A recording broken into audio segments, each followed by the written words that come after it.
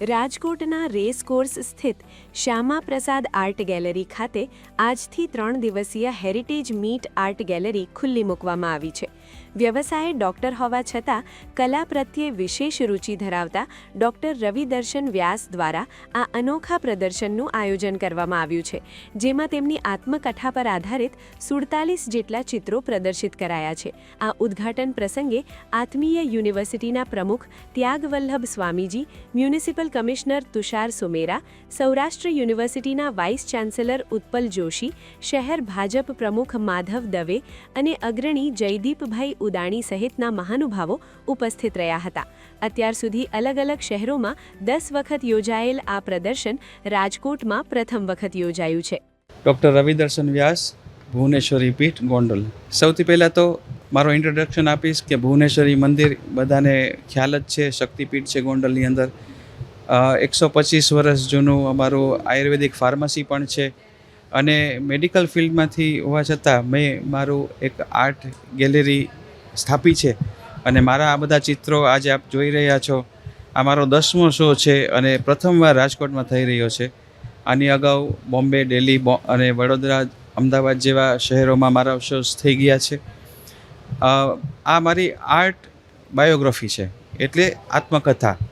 ચિત્રોના background છે એ મારી travel સ્ટોરીમાંથી છે અને સાથે સાથે હિન્દુ ધર્મના કેરેક્ટર્સ મેં આમાં એનું સંકલન કર્યું છે.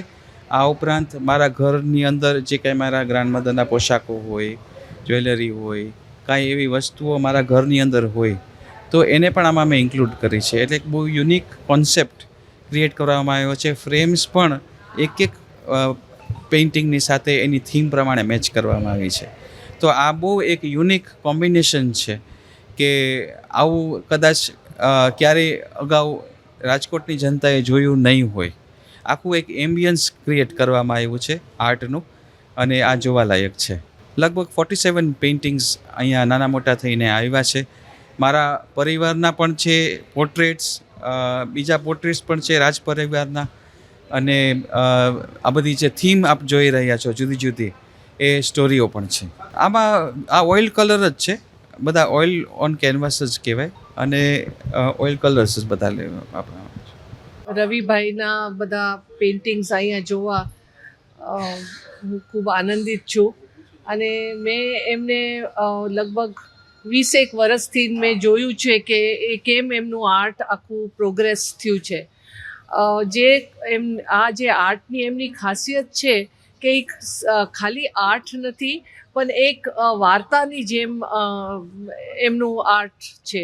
એટલે જે લોકો આર્ટમાં બહુ રસ નથી કે બહુ સમજતા પણ ન હોય એ પણ જોઈ શકે છે કે એમાં કંઈક વાર્તાઓ છે અને એ વાર્તા ખાલી ઐતિહાસિક નહીં પણ એમના ટ્રેવલ્સની વાર્તા, જ્યાં એ ફરી આવ્યા હોય. કોઈ નેપાળનું છે, કોઈ કચ્છનું છે, તો એવી રીતે એ જ્યાં ફરી આવ્યા છે એનું પણ એમને એમનો ભાવ નાખ્યો છે પેઇન્ટિંગ્સમાં. એટલે it's a very different kind of art, બહુ જ અલગ છે. He is not a trained artist, કોઈ એમને ફોર્મલ ટ્રેનિંગ નથી, તો પણ એટલું સુંદર કલા એમને પ્રસ્તુત કરી છે. અને આજે અમે બહુ ખુશ છે કે આ રાજકોટમાં એમને એક પ્રદર્શન અહીંયા રાખ્યું છે. હું રાજકોટવાસીઓને કહું કે પ્લીઝ આવીને એમને એન્કરેજ કરે અને જોવે કે this is also local artist, આપણા રાજકોટના જ છે અને આવીને જોઈને એમને એન્કરેજ કરે. Thank you. મારું નામ અજીતભાઈ સોની, પોર્ટ્રેટ આર્ટિસ્ટ છું. રવિદર્શનજીના પેઇન્ટિંગો આજે જોયા, એની અંદર એટલી બધી મહેનત લીધેલી છે. ખાસ કરીને રિયાલિસ્ટિકની અંદર કલર કોમ્બિનેશન, પછી બીજા નંબરની અંદર કે જે પિક્ચરની અંદર લાઈવ જે બધી વસ્તુ બતાવવી એ બહુ મહેનતનું કામ છે. અને આ વર્ષોની આટલું બધું બિઝનેસ, આટલું બધું એનું પોતાનું ઓલું છે, છતાં વચ્ચેથી ટાઈમ કાઢીને આટલું બનાવ્યું એ આપણા માટે બહુ કહેવાય. અને આ વસ્તુ અત્યારે લુપ્ત થવાના, કારણ કે અત્યારે મોડર્ન આર્ટનું આવે છે એના અંદર ખાસ કરીને રિયાલિસ્ટિક જે પોર્ટ્રેટ કે રાજા રજવાડાના ટાઈમમાં આજથી વર્ષો પહેલાં થતા હતા, એ પરંપરા રવિદર્શનજીએ જાળવી રાખી છે. એના માટે થઈને ખૂબ ખૂબ એને અભિનંદન કહેવાય. કારણ કે આટલી વસ્તુ જે બનાવવી, એનો સ્ટડી કરવો, અભ્યાસ કરવો, એ આપણા માટે બહુ ઓલું કહેવાય. અને ખાસ કરીને આવા આર્ટિસ્ટો બહુ ઓછા છે અત્યારે કે જે ભારતનો ઇતિહાસ જાળવી રાખે. આપણી રામાયણ છે, આપણા મહાભારત છે, આપણા શાકુંતલ છે, એની માથે જે આપણી પરંપરા મુજબ જે પેઇન્ટિંગો રિયાલિસ્ટિકમાં બનાવ્યા એ જ્યારે આજથી 100 વર્ષ પહેલાં રાજા રવિ વર્મા કરીને ગ્રેટ આર્ટિસ્ટ થઈ ગયા આપણા ઇન્ડિયામાં, એ પરંપરા રવિ દર્શન જે જાળવી છે એના માટે ખૂબ ખૂબ અભિનંદન.